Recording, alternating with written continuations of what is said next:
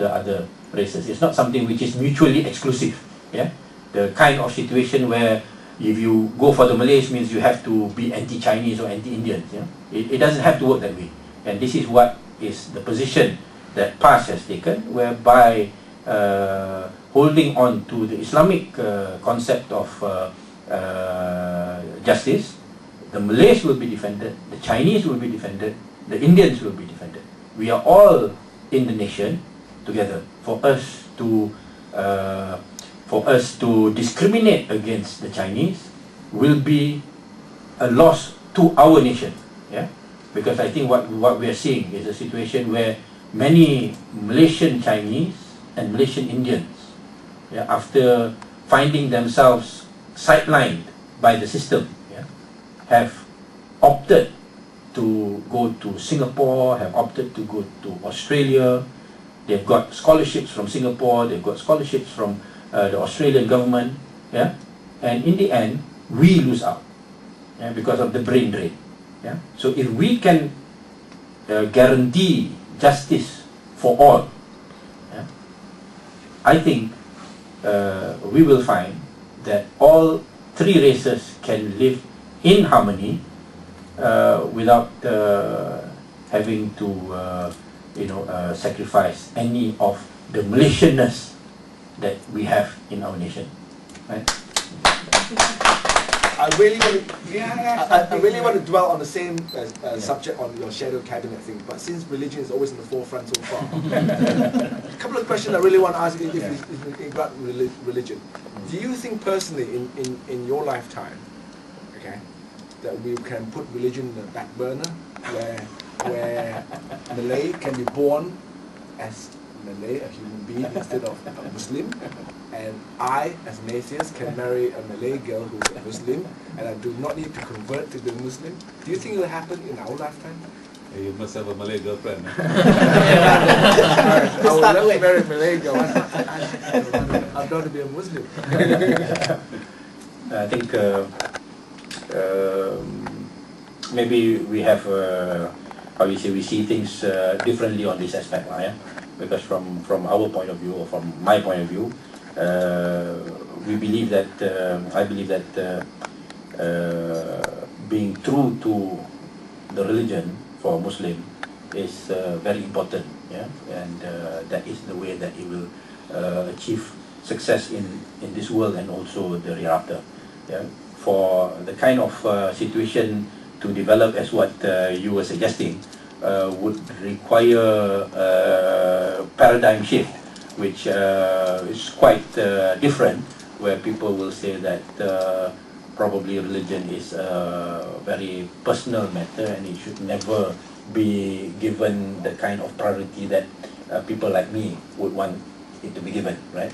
So I don't think that it's going to answer the question now. Yeah, I don't think that it's going to happen in my lifetime. And to be frank, I'm not going to work for that because I think we see it differently. A child is born, they don't know the difference between what religion they are. I mean, I think when they're 18 years old, when they understand what's religion about, then they can choose. Well, that's why you have parents there. If you're born a Labour Party conservative parent, you call your child a Labour Party or conservative? No, that's not religion. I know, but if Jesus Christ, Muhammad was born nowadays, it will be an ideology. It will not be a religion. Yes, but I think he's answered the question very diplomatically. I know, I understand. Because in your Quran it says you cannot marry somebody who's non-believing, because automatically you can't, isn't it? I mean, for example, in this country, you can marry a Muslim and you can stay what you are as long as you are married and you're after her. I mean, we can do religion or not at all. But in Malaysia, you've got to convert. Because the thing is this. For us, religion is not a set of beliefs. It's a lifestyle. It's a way of life. It puts a perspective of what you are on this earth for. What's the purpose of your life? We don't see that way. Yes, I know. Yes. So that's why I'm saying. So because of that, where religion is not just a set of beliefs, but it's a way of life. Yeah. It explains to you why you're here, why you get married, why you have children, what you want from your children, what you want from your wife, what you want from your Islam, life. you see, with respect, cannot do. Yeah. You see? I think So because of that, to perceive a situation where then you marry a non-Muslim and you have children who are then up to them whatever religion they choose, because we from the very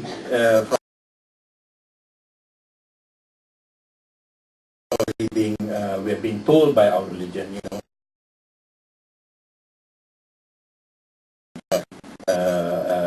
offsprings who are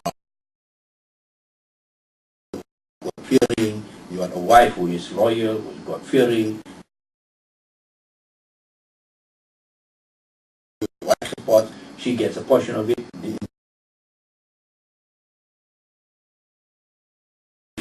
Yeah? So the kind of you mentioned would perspective of life.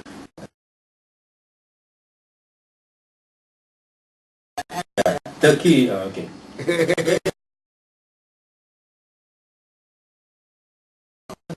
Opinion about the meeting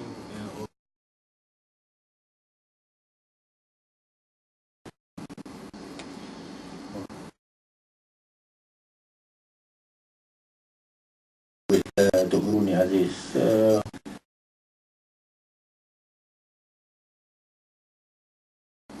I think in the end,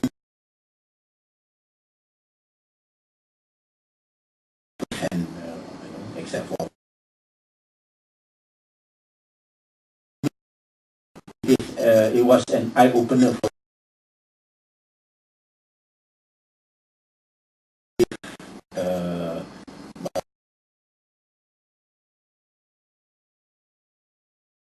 and one that harps on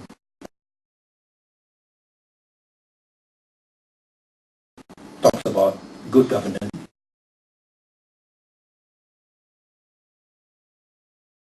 issues and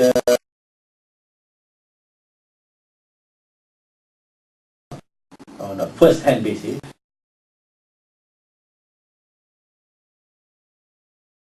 The principle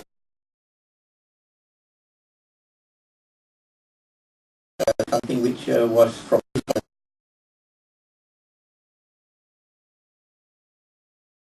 from his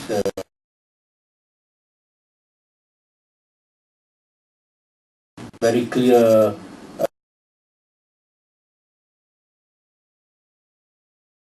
the concept of Barisan Nasional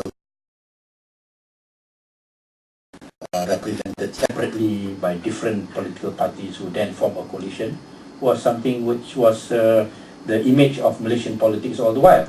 So suddenly for him to see, PAS as a Malay political party coming up saying that race is secondary and what is of primary importance is the question of truth and justice was something which to him was probably something which he did not expect, particularly from what is conceived to be a conservative Malay party. Yeah? So I think his visit has led to an increased support amongst the non-Malays towards PAS, and of course UMNO is using it to say that this is proof that PAS has betrayed the Malays, right? But from our perspective, what we are trying to do is to present an alternative political view, which is, I think, the only way ahead. So I don't think I can comment more than that with respect to Lee Kuan Yew's visit. Before I come back to it, is there anybody else who wants to ask one last question? No? Okay. Basically, going back to my original questions in regards to your shadow cabinet committee. We are like 3 or 4 years before the next general election. Yeah. Don't you think so that the coalition should set a time scale as we approach the next election, or do you have your own personal agenda to push for a timescale where, as the next election approach, we should have a set shadow cabinet to front all the different ministries.